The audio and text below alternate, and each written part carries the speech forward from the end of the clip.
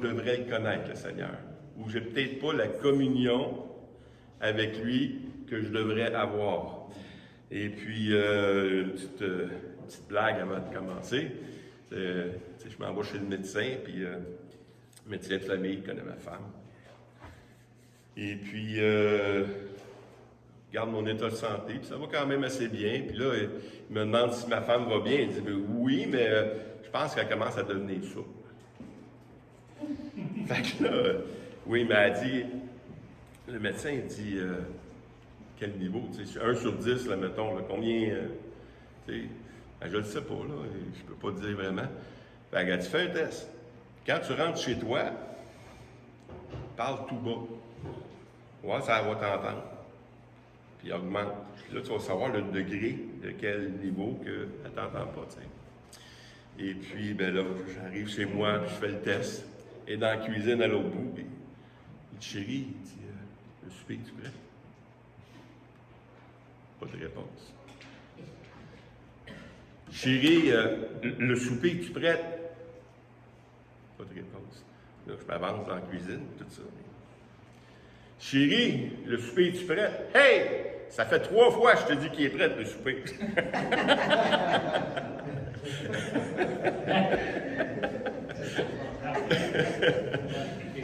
Finalement, on a l'impression que c'est l'autre qui a un problème, mais c'est nous qui avons un problème. Hein? Et puis, ben, avec Dieu, des fois, c'est un peu comme ça. On a l'impression que Dieu ne nous entend pas. On dit, coudonc, Dieu est sourd. Hein? Mais Dieu n'est pas sourd. Je vous l'assure, Dieu n'est pas sourd.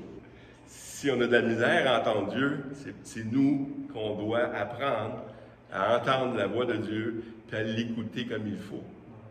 Parce que Dieu parle de différentes manières. Et puis, ben, c'est ça ce qu'on va voir ce matin.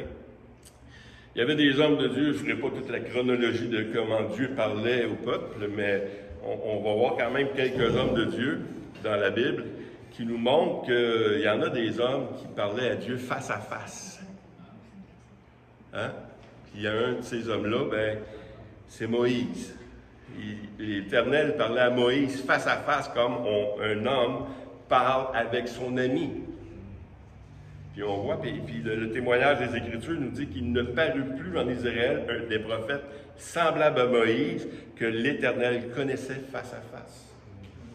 Donc, il y avait une manière de communiquer avec Moïse qui ne s'est pas produit après avec les autres prophètes. C'est-à-dire que Moïse rentrait dans sa présence, puis c'était clair. Puis on entendait clair. Il se parlait comme un ami. Et puis, c'est ça que je me demandais, parce qu'aujourd'hui, on est appelé à être en communion avec Dieu, puis Dieu continue à nous parler. Mais des fois, on l'entend-tu, Dieu? Et Dieu nous demande d'être des amis avec lui, c'est ce qu'on va voir tantôt. Et puis, apprendre à entendre de Dieu, ça s'apprend. Un des passages, le premier passage qu'on va prendre, si vous allez le chercher, c'est en 1 Samuel 3. 1 Samuel 3.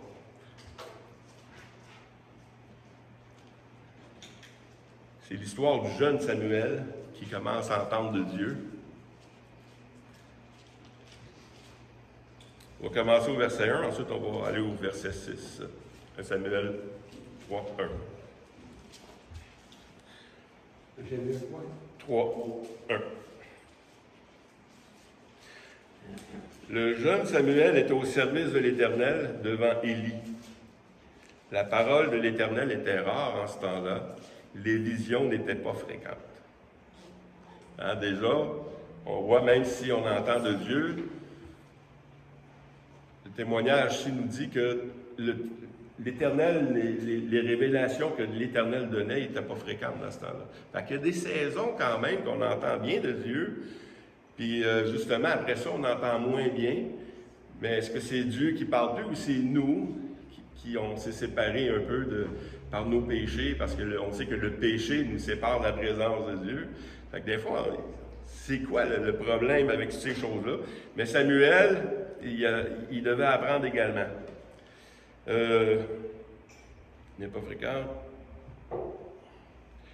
L'Éternel appelait de nouveau Samuel. Et Samuel se leva et alla vers Élie. Il dit, me voici car tu m'as appelé. Élie répondit, je ne t'ai pas appelé, mon fils, retourne te coucher. Déjà, il commence à entendre, mais il ne sait pas trop c'est quoi qui se passe parce que, justement, la parole de l'Éternel n'était pas fréquente. Puis il n'avait pas déjà entendu d'une voix comme ça.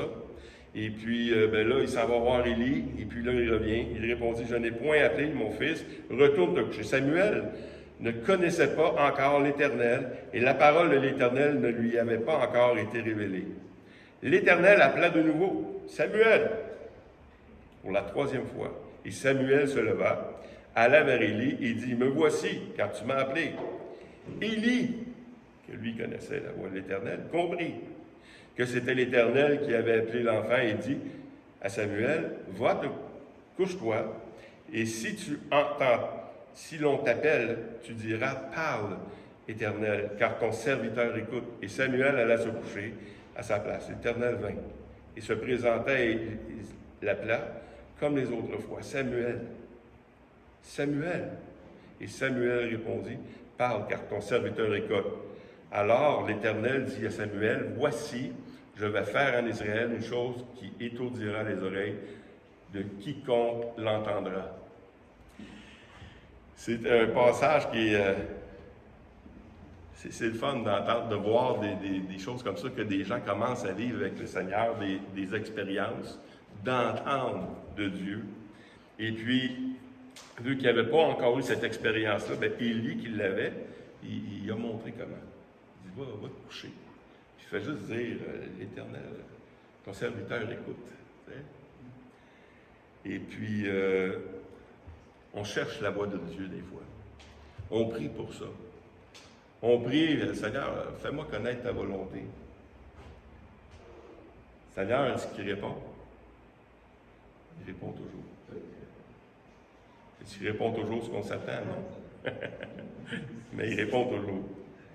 Des fois, on cherche, on demande d'avoir une expérience vraiment grande pour être sûr, parce que, tu sais, je suis là à comprendre, fait que j'aimerais ça que tu te parles fort, Seigneur, tu sais.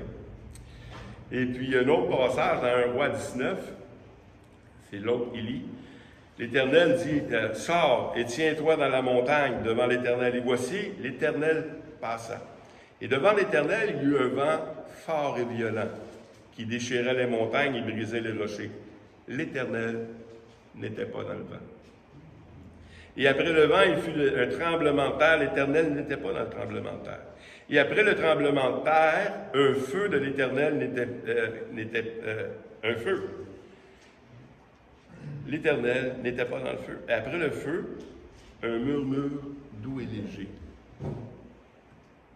Quand l'Éternel l'entendit, il s'enveloppa le visage dans un manteau. Il sortit se traînant à l'entrée de la caverne. Et voici, une voix lui fit entendre ces paroles.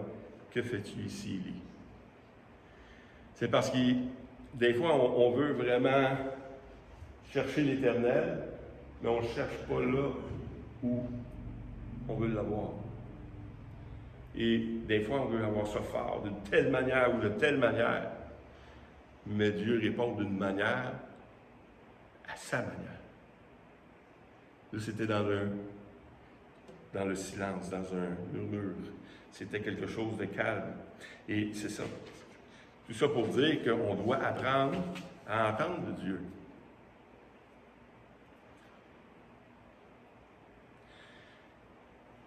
Les prophètes, Dieu a parlé de différentes manières. Dans l'Ancienne Alliance, on voit qu'il parle par les prophètes. Mais pour que le prophète parle, il faut premièrement qu'il entende de Dieu. Les choses ont changé avec le temps. Dans l'Ancienne Alliance, on voit que Dieu a parlé de différentes manières également. Il a parlé par des anges. Il a même fait parler un ange un moment donné. Donc, il fait ce qu'il veut, Dieu. Puis même dans le témoignage avec Jésus-Christ, il dit, si ces enfants-là se taisent, des pierres parleront. Donc, je ne veux pas faire toutes les manières que Dieu nous parle, mais on vient de finir une étude les mercredis sur la parole de Dieu, sur la 1689. Et dans 1689, le premier point, c'est la parole de Dieu. Et comment que la Bible est importante, comment qu'on doit la croire, comment c'est notre autorité, tout ça. On sait que Dieu, premièrement, il nous parle aujourd'hui par la parole de Dieu. Mais la parole de Dieu était donnée dans ce temps-là par les prophètes. Comme le passage que je viens de dire dans Hébreux 1-2, il dit « Après avoir autrefois plusieurs reprises et de plusieurs manières parlé à nos pères par les prophètes, Dieu, dans ces derniers temps, nous a parlé par le Fils, qu'il a établi héritier de toutes choses, par lequel il a aussi créé le monde. » Dans les derniers temps, Dieu nous a parlé par le Fils. Et c'est Jean qui nous donne ce témoignage-là, c'est ce que nous avons vu et entendu. On ne l'a pas juste vu, on l'a entendu également.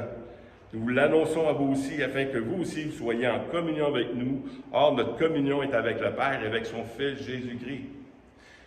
Ils l'ont entendu dans Jean. Ils ont entendu la parole de Dieu quand ils sont allés sur la montagne. Ils ont entendu une voix. Ils n'ont pas juste entendu un murmure. Et ce fois-là, ils ont entendu une voix forte. Celui-ci est mon Fils bien-aimé, en qui j'ai mis toute mon affection. Ils ont entendu cette voix-là. Et on peut entendre la voix de Dieu de différentes manières. Et il nous dit ici, dans Hébreu, que dans les derniers temps, il va nous parler par le Fils. Il va nous parler par le Fils. Et le Fils, ce qui rappelle ces paroles, c'est qui? C'est le Saint-Esprit. Le Saint-Esprit, il va vous dire tout ce que je vous ai enseigné. Il va vous rappeler ces choses-là. Et il les a mis par les prophètes, il les a mis par les apôtres également, parce qu'il dit que toute écriture est inspirée de Dieu, utile pour renseigner, convaincre et corriger, pour instruire dans la justice. Donc, toute écriture est inspirée, ça vient de Dieu. On appelle ça la parole de Dieu. Fait que si tu veux entendre Dieu te parler, ben va à sa parole, premièrement. Mais Dieu, il veut pas seulement qu'on lit un livre ou qu'on retire de l'information. Il veut qu'on tombe dans une amitié avec lui. Et je crois même que Moïse, qui est un type de Christ, puis on voit Christ, comment est-ce qu'il vivait dans son intimité avec le Dieu le Père, comment nous aussi, on doit imiter Christ et vivre dans cette relation d'amitié avec Dieu et lui parler et l'entendre également. On doit l'entendre. Dans Jean 10, il nous dit mais vous ne croyez pas parce que vous n'êtes pas de mes brebis. Mes brebis entendent ma voix. Je les connais, elles me suivent. Je leur donne la vie éternelle, elles ne périront jamais. On a ce témoignage-là de la parole de Dieu que mes brebis entendent ma voix. Est-ce que vous avez déjà entendu la voix de Dieu? Oui? De quelle sorte de manière vous l'avez entendu? De quelle manière? On l'entend d'une manière audible? On l'entend par un témoignage intérieur? On l'entend par des signes et des réponses que Dieu nous donne? De toute façon, Dieu nous parle. Et il aime ça nous parler. Et connaître Dieu, tant qu'à moi, c'est de développer cette relation-là qu'on a avec Dieu. C'est de développer cette intimité-là avec Dieu, qu'on lui parle et il nous parle. Si on fait juste lire la Bible, c'est déjà beaucoup. On a entendu nous parler. Mais Dieu veut plus que ça.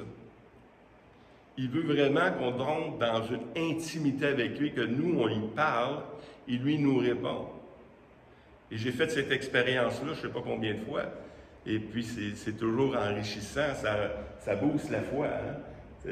Quand Dieu te parle, et ainsi de suite. Je me souviens, une des premières fois que Dieu m'a parlé, tu n'es même pas sûr que c'est Dieu qui te parle ou que c'est toi qui te fais croire des choses. Hein?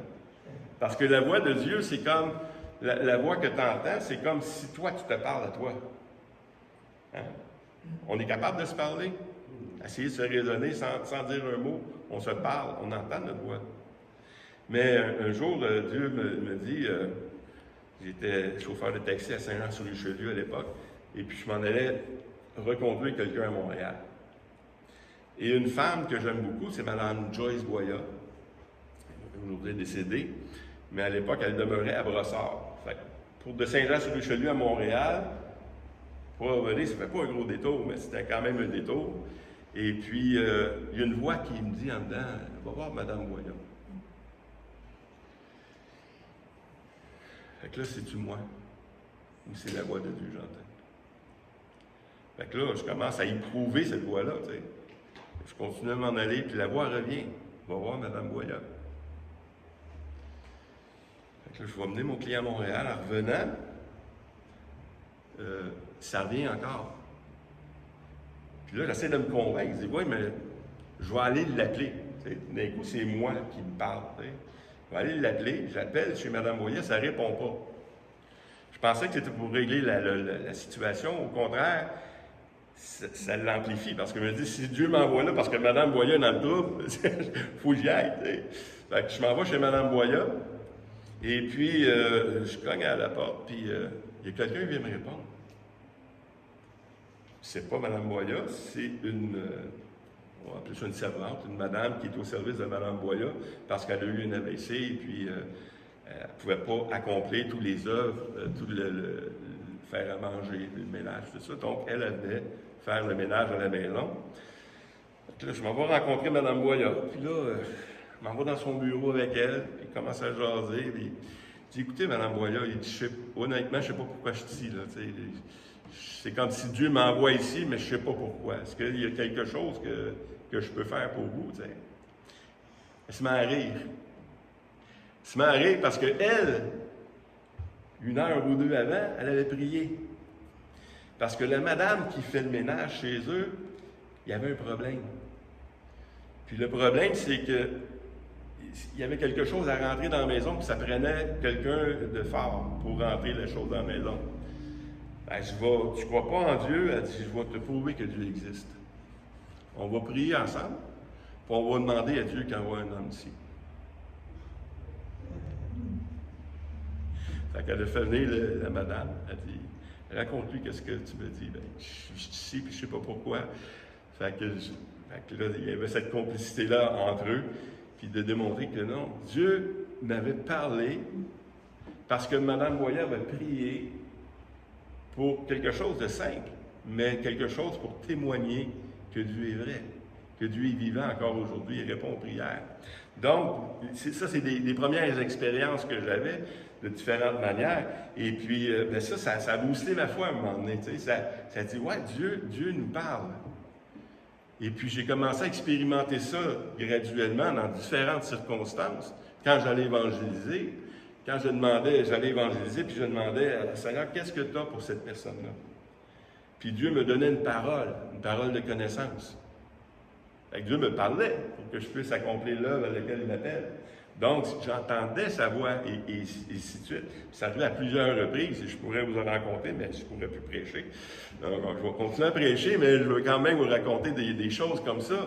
Puis à un moment donné, j'étais aux États-Unis, une autre occasion, je suis aux États-Unis, puis... tu sais, quand tu changes de place, tu es habitué de faire les mêmes choses, tu connais Dieu dans cette situation-là. Et à un moment donné, tu étais aux États-Unis, on dirait que tu ne connais pas Dieu, là. T'sais. Fait que là, je demande à Dieu, Seigneur, je te connais chez nous, mais ici, là, ce qui t'entend le monde ici, tu sais. Je suis allé dans une soirée un mercredi soir, surtout j'avais l'occasion, je me présentais de l'église, même si je ne comprends pas exactement pleinement l'anglais, j'étais toujours édifié d'être dans la présence des frères. Et après la réunion, en me retournant à mon camion, bien, il y avait beaucoup de circulation, le chemin s'en allait comme ça, mais là, il faisait noir. Quand je suis allé, il faisait clair. En revenant, c'était vraiment dangereux. Et le Seigneur, il dit, si quelqu'un t'entend là, ici, là, envoie-moi là, tu sais, pour qu'il me ramasse et qu'il me ramène à mon camion, quand j'avais 1,5 km, 2 km à faire, mais c'était dangereux, tu sais. Et puis, aussitôt que j'ai fini de prier, il y a une auto qui arrête. Puis il me dit, qu'est-ce que tu fais là? C'est dangereux ici, tu t'en vas comme ça, tu sais. Fait qu'il dit, embarque, je vais aller te mener. Puis en jasant avec lui, il me dit que lui était professeur d'école du dimanche. Qu'il n'était pas à l'église que je suis allé. Il allait d'une autre église pour en discuter avec. Mais Dieu nous parle de différentes manières. Et puis c'est intéressant de voir qu'on peut développer cette communion-là avec Dieu. Et Dieu, il ne nous fait pas de reproches, là. On parle avec, Et puis, on vit quelque chose de vrai avec lui. C'est pas, la vie chrétienne, c'est pas seulement une connaissance intellectuelle des Écritures. Alors, je connais Dieu parce que j'ai lu toute la Bible plusieurs fois, et puis, mais est-ce que tu connais Dieu dans ta relation avec lui? Est-ce que tu parles à Dieu comme Moïse parlait à Dieu, comme on parle à un ami? C'est ce que Dieu veut pour chacun de nous. Il nous parle par la parole. Il y a beaucoup de témoignages dans la parole de Dieu également, hein, comme il dit souvent, si aujourd'hui tu entends sa voix, hein? Si tu entends sa voix. Dans l'Apocalypse, il dit, je me tiens à la porte et je frappe. Si quelqu'un entend ma voix, il ouvre la porte.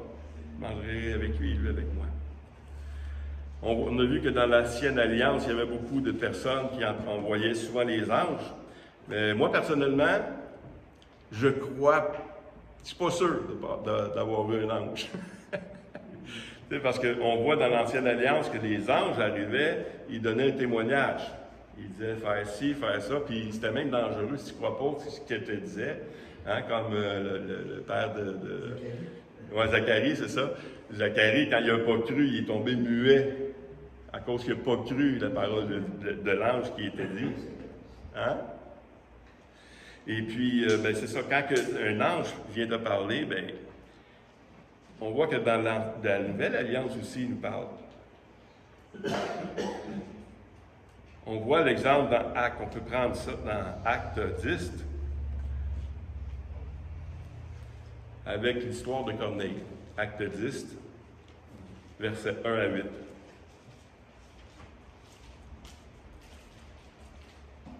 Et contrairement à la fonction de l'ange sous l'Ancienne Alliance, parce qu'on voit, on voit dans différents passages, c'est-à-dire que la loi même a été divulguée par le moyen des anges. Hein? Mais sous la Nouvelle Alliance, on dirait que les anges, ils ne prêchent pas la parole. Ils donnent des avertissements, ils donnent des conseils, fais ci, fais ça, mais ils ne prêchent pas la parole. On va voir dans ce passage-là, dans Acte 10, 1. Il avait Césarée un homme nommé Corneille, centenier de la cohorte dite italienne. Cet homme était pieux et craignant Dieu, avec toute sa maison. Il faisait beaucoup de monde au peuple et il priait Dieu continuellement. Vers la 9e heure du jour, il vit clairement dans une vision un ange de Dieu qui entrait chez lui et qui lui dit « Corneille ». Les regards fixés sur lui et saisi d'effroi, il répondit « Qu'est-ce, Seigneur ?» Et l'ange dit « Ta prière et tes aumônes sont montées devant Dieu. Il s'en est souvenu. Envoie maintenant des hommes à Joppe et fais venir Simon, surnommé Pierre. Il est logé chez un certain Simon, corroyeur, dont la maison est près de la mer. » Dès que l'ange qui lui avait parlé fut parti, Corneille appela ses serviteurs, ses soldats, tout ça, puis il allait envoyer chercher Pierre. Donc on voit ici que les anges, ils étaient là, puis ils ont donné des conseils. Ils l'ont aidé. Ils l'ont aidé, ils ont parlé, puis ils ont aidé. Mais ils n'ont pas prêché la parole de Dieu. C'est à des hommes qui est donné le mandat maintenant de prêcher la parole de Dieu. C'est pour ça qu'il a envoyé chercher Pierre. Va chercher Pierre, il va t'enseigner quelque chose. Mais des anges, on ne les reconnaît pas tout le temps.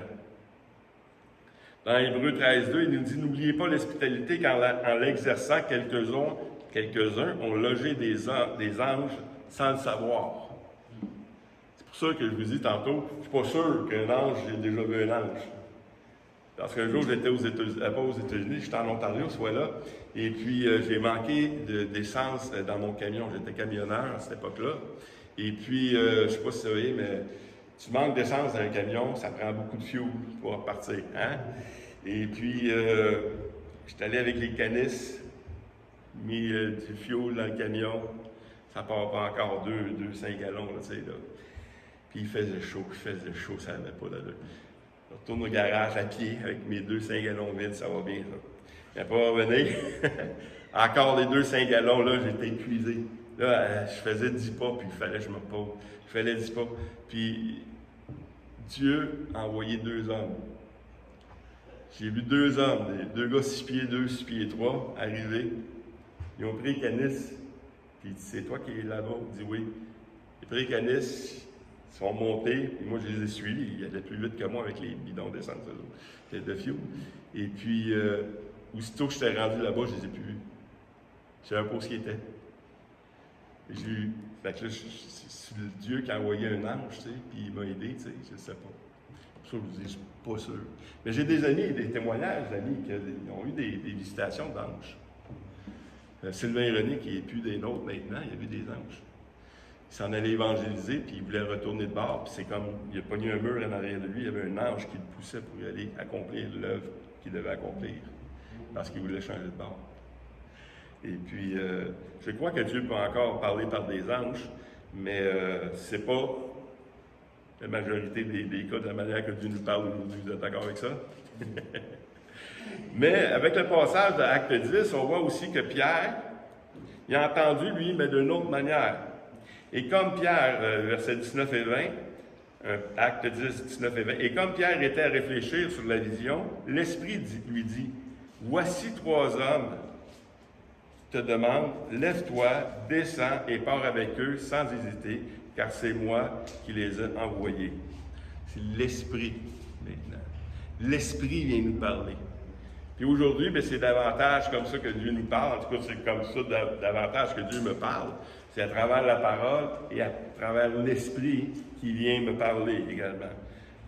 L'Esprit, c'est la 3e chose. L'Esprit lui-même rend témoignage à notre esprit qu'on est des enfants de Dieu. Hein? Fait qu'il vient nous parler. Il vient nous rassurer. Il vient nous dire, tu es un enfant de Dieu. Sois sans crainte. L'Esprit vient nous parler. On l'entend. Si vous n'avez pas cette assurance-là du salut, c'est parce que l'Esprit ne vous a pas parlé. Et puis, quand vous êtes dans une attente d'une parole de Dieu, quand vous vous sentez vous-même déjà, coudonc, Dieu m'a-tu oublié? C'est déjà un signe qu'il vous a déjà parlé. Parce que vous avez déjà connu comment Dieu vous parle. Il vous dirige. Il vous confirme des choses. Dans Philippiens 4, 6 à 7, il dit « Ne vous inquiétez de rien, mais en toute chose faites connaître vos besoins à Dieu par des prières et des supplications, avec des actions de grâce. Et la paix de Dieu, qui surpasse toute intelligence, gardera vos cœurs et vos pensées en Jésus-Christ. » Hein? Si tu fais connaître tes besoins à Dieu, tes soucis, Dieu va te donner une paix. C'est une réponse aussi. Dieu est en train de te parler, là. Si tu es en train de demander quelque chose à Dieu, et tu vas avoir une réponse, mais tu n'as pas la réponse tant que tu n'as pas la paix. La réponse vient par une paix. Par une paix, par une joie, peu importe, mais par le fruit de l'Esprit. Quand tu as la paix, c'est sûr que tu vas accomplir ce que Dieu veut que tu accomplisses. Mais si la paix n'est pas là, attends. Même si c'est une bonne chose, même si c'est une bonne chose que tu as demandé à Dieu, attends cette paix-là. Attends la réponse de Dieu. Et Dieu, des fois, il teste notre foi par rapport à ça également. Hein? On dirait qu'il attend de répondre pour voir comment on va agir. Alors, tu ne réponds pas, je vais le faire toi-même. Tu sais. Saül, le roi Saül, c'est ce qui est arrivé. Hein? À un moment donné, il voulait avoir le prophète pour aller savoir s'il va en guerre, parce que dans ce temps-là, pour aller à la guerre, il fallait qu'il y ait la parole de Dieu, il fallait qu'il y ait la réponse de Dieu pour aller à la guerre. Est-ce que je vais y aller, tu sais, à la guerre? Oui ou non? Puis là, il consultait le prophète. Et là, le prophète n'était pas là, fait que là, il dit, qu'est-ce qu'on fait? On va y aller pareil. On va aller consulter d'autres choses, on va faire qu'est-ce qu'on veut, mais on ne passera pas par le moyen que Dieu nous donne. Et c'était une pierre pour Saül. C'était sa chute. Parce qu'il était demandé à quelqu'un d'autre. Et puis, nous également, quand on veut entendre la parole de Dieu, on demande quelque chose, on doit attendre. Puis quand Dieu donne la réponse, il va te répondre. Il va te donner une sagesse, une parole de connaissance, une parole de sagesse. Mais il va te répondre, certainement. Quand je disais que c'était le fruit de l'esprit, parce que le fruit de l'esprit, c'est l'amour, la joie, la paix. Si je demande une chose puis je n'ai pas la joie de l'accomplir, peut-être pas la bonne chose. Il nous parle également par différents dons qu'il a donnés à l'Église. Par exemple, je suis pasteur, je vous parle. C'est pas de ma propre autorité que je vous parle. Je vous emmène une parole de Dieu. Est-ce que je peux dire ainsi par l'Éternel? Non, parce que je peux me tromper. Tout ce que je dis n'est pas de Dieu. Mais mon ministère et mon appel, c'est de vous emmener dans cette connaissance de Dieu également. Puis de vous emmener dans une relation avec Dieu. Et c'est le ministère de Dieu. Mais il y a des ministères de paroles qu'on voit dans la Bible qui sont des paroles de prophétie, des paroles de connaissance, des paroles de sagesse. Il y en a plein, il y a toutes sortes de paroles dans la Bible que Dieu nous parle également. Il nous parle par sa parole, il nous parle par l'Esprit, mais il nous parle aussi par des gens. Parce que Dieu a donné des dons aux gens pour nous parler. Et puis ces dons-là, des dons de prophétie, il peut en avoir dans l'Église, comme qu'il y en avait dans l'Ancienne Alliance, mais sauf, comme on a parlé mercredi dernier, quand on a fait l'étude de la parole, les dons de prophétie, aujourd'hui, ne sont pas comme dans l'Ancienne Alliance. Ce n'est pas ici par l'Éternel. Hein? Dieu a mis quelque chose en mon cœur pour te dire quelque chose, mais je peux me tromper. Mais puisque tu as l'Esprit, tu dois sonder ce que je te dis avec l'Esprit qui est dans toi, pour savoir si c'est de Dieu. Parce qu'aujourd'hui, on n'est pas des gourous. C'est moi qui ai l'Esprit, puis vous allez faire ce que je dis. T'sais. Mais ça doit rendre témoignage à votre esprit également. Parce que si tu es un enfant de Dieu, tu as l'Esprit en toi, puis tu as cette connaissance-là que Dieu peut te parler directement. Mais des fois, même si Dieu te parle directement, on résiste à Dieu. Et ça prend des fois une parole de quelqu'un d'autre pour te dire « Non, non, vas-y, Dieu me dit d'y aller. » Dieu te dit d'y aller. Et comme on a dit aussi mercredi, des fois, on attend que ce soit quelqu'un de grand, un grand prophète qui vient, puis là, il me dit vraiment la parole de Dieu. Tu sais. Le témoignage d'une amie qui demandait une réponse au Seigneur. Et elle, vu qu'elle faisait partie d'une école biblique, elle attendait quel invité qui va venir me donner une parole de Dieu, tu sais. Et puis un jour, elle a eu sa réponse. Mais elle a eu sa réponse de quelqu'un de petit dans l'assemblée. Quelqu'un même qui avait un problème de boisson. Un jour, la personne l'appelle et dit « Tu as demandé ça à Dieu, mais voici ta réponse. » Elle ne s'attendait jamais à recevoir une parole de Dieu par une autre personne, ou une personne qui a des problèmes dans sa vie. Mais Dieu, il peut utiliser qui veut. Puis c'est un problème également de penser que Dieu va nous parler parce que lui, il est plus grand, lui, il a vraiment un grand ministère, bien c'est sûr ce qu'il va dire, c'est vrai. C'est pas plus vrai ce que lui va dire que l'autre va dire. Parce que si ça ne rend pas témoignage à ton esprit, bien, c'est peut-être même pas de Dieu. Donc, il faut éprouver les esprits. Il faut éprouver ces choses-là. La Bible nous dit dans 1 Thessaloniciens 5,19, il dit « N'éteignez pas l'esprit, ne méprisez pas les prophéties, mais examinez toutes choses, retenez ce qui est bon. » Hein? Fait que, si l'esprit parle à travers quelqu'un, il ne faut pas l'empêcher de dire quelque chose. Hein? On ne va pas éteindre l'esprit, on ne va pas éteindre ce qu'il va dire, mais on doit examiner toutes choses. Un Jean dit un peu la même chose, il dit « Bien-aimés, n'ajoutez pas foi à tout esprit, mais éprouvez les esprits pour savoir s'ils sont de Dieu, car plusieurs faux prophètes sont venus dans le monde. » La parole que tu reçois, premièrement, si elle n'est pas conforme à la parole de Dieu, c'est pas de Dieu. Parce que la révélation pleine, c'est la parole de Dieu. Si quelqu'un vient dire « Ah, tu peux te marier avec un tel, puis tu es un homme, c'est pas de Dieu. » Si tu te demandes de te marier avec un autre homme, c'est pas de Dieu. Mais le mariage est de Dieu, mais il y a des critères que Dieu a établis pour le mariage. Et puis, si ça rentre pas, la prophétie ne rentre pas dans les critères du mariage, par exemple, c'est juste un exemple, mais c'est ça. Moi, personnellement, Dieu me parle beaucoup à travers la louange.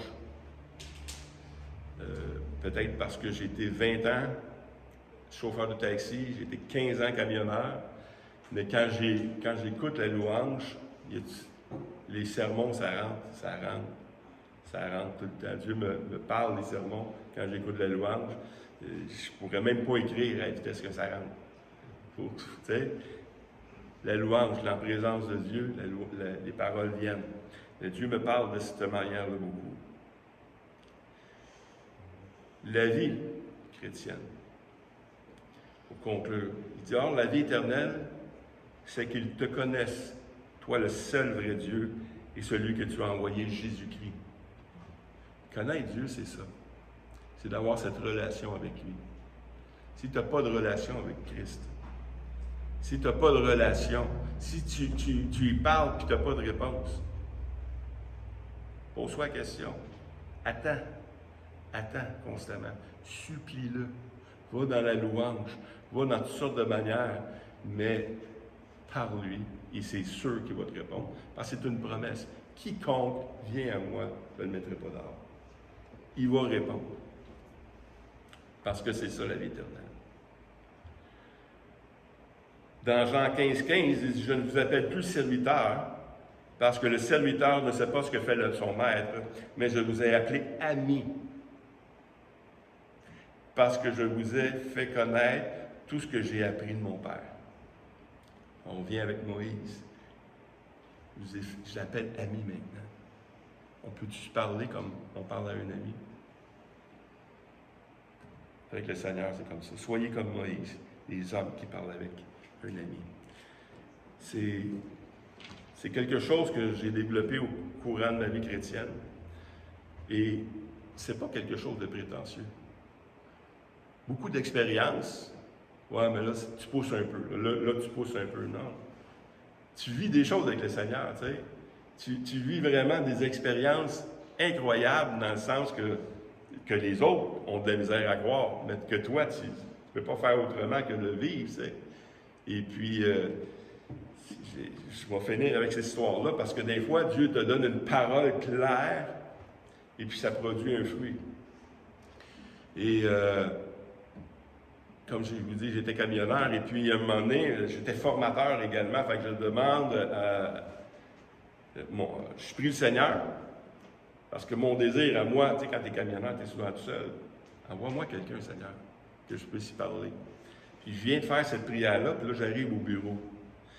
Mon boss, il sort, il dit, Sylvain, il dit, j'ai quelqu'un pour toi. Pour la prochaine semaine. Wow! Je n'ai pas dit que je le savais, parce que je venais de prier, là, mais... mais j'étais content, tu sais, de voir tu pries quelque chose, puis Dieu te répond comme ça, tu sais, il donne la réponse. Et puis, un moment donné, ben là, je pars avec cette personne-là, mais avant de partir, c'est vrai, il dit, il n'y a rien qu'un problème, c'est une femme. Quand tu es un homme d'un camion, puis c'est juste une femme, tu es avec une femme, c'est délicat, hein? Fait que je dis, écoute, m'a appelé ma femme. Je vais demander si ça ne dérange pas. Ben, je compte l'histoire, tu sais, que j'avais prié, tout ça. Fait que je dis, écoute, vas-y, là, puis, tu sais, on va faire confiance au Seigneur, tu sais. Et puis, cette femme-là embarque, puis on est rendu aux États-Unis. Puis là, je demande au Seigneur, comme je demande souvent au Seigneur, de quoi tu veux que je parle? Puis, il me dit, dis-y, il faut qu'elle naisse de nouveau. Il faut qu'elle naisse de nouveau. Un peu comme Nicodème, hein? Il faut que tu naisses de nouveau. Ah, OK, moi, je n'ai jamais parlé de ça à quelqu'un comme ça, mais je commence à parler de ça, tu sais. Puis là, il est intéressé, puis là, elle écoute la louange en même temps, puis on parle. On est rendu aux États-Unis vers à peu près 5 heures de Drummondville, et puis on est rendu quasiment au New Jersey. Puis là, ben, la conversation est intense, tu sais, puis là, il y a un homme qui vient frapper dans la porte du camion. Mais là, moi, je ne veux pas qu'il brise ce temps-là, tu sais. Non, laisse-le faire, il va finir, il va se tanner, il va s'en aller, tu sais. Et puis, il ne se tanne pas. Elle ouvre la fenêtre, il donne une revue d'évangélisation. En français. C'est aux États-Unis, là. Il n'y a pas de français là-bas. Là. Puis la revue d'évangélisation, sur la page principale, c'est marqué « Il faut que vous naissiez de nouveau. » Dieu nous parle. Elle a accepté le Seigneur, ses enfants, ils ont vu quelque temps à l'Église également, et puis tout ça. Mais c'est pour vous démontrer que quand Dieu fait ça dans ta vie, tu ne peux pas vivre d'autre chose.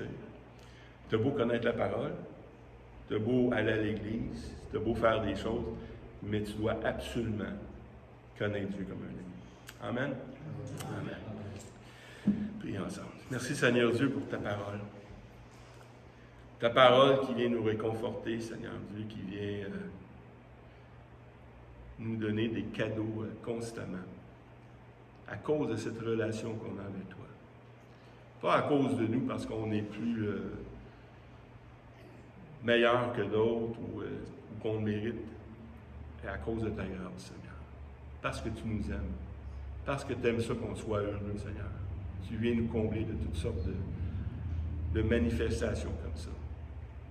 Merci, Seigneur Dieu, pour tout ce que tu as fait dans ma vie. Et je te demande, Seigneur Dieu, de nous aider à vivre ce temps de communion avec toi. Autant qu'on peut vivre ce temps de communion entre frères, qu'on puisse le vivre personnellement avec toi. Rentre dans ta chambre, puis il va t'entendre. Rentre dans cette communion-là avec Dieu, il va t'entendre et il va te répondre. Et tu vas voir comment ta foi va grandir. Oui, Seigneur, notre foi va grandir. Notre foi va aller au-delà de tout ce qu'on sent, on attend, de tout ce qu'on espère, de tout ce qu'on veut vraiment connaître, au-delà. Tu nous aimes tellement, Seigneur Dieu, que tu nous as donné ton esprit. Et par ton esprit, tu viens te manifester tous les jours. Bénis ta parole écrite et ta parole dans nos vies, dans le nom de Christ. Amen. Amen. Soyez bénis. Et surtout, bénis dans cette relation-là avec Dieu. Amen. Est-ce que quelqu'un a des questions ou autre chose? Pas de questions? C'était clair? Amen.